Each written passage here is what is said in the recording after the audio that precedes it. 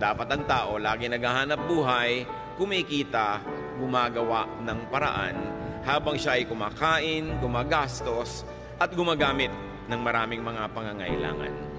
Godly people are to be fruitful money makers and money multipliers. To keep on living, we keep on spending. Therefore, to keep on living, we have to keep making money. Keep making money. Dapat ba yung pinag-uusapan ng mga mananampalataya? Dapat. Sabi po ng pinakabarunong na lalaki sa balat ng lupa, si Solomon, sa Ecclesiastes 10:19, money is the answer for everything. Maaaring isang pagmamalabis or exaggeration, but of course, very, very true.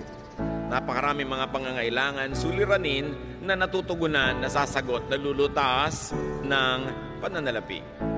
It is not money, but ungodly love for money that is condemned in Scripture. Hindi galit ang Biblia sa pera.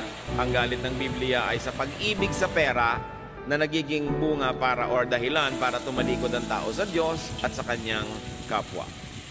Spirituality should not deny money nor money making because money buys many good things and money enables us to maximize the benefits of life.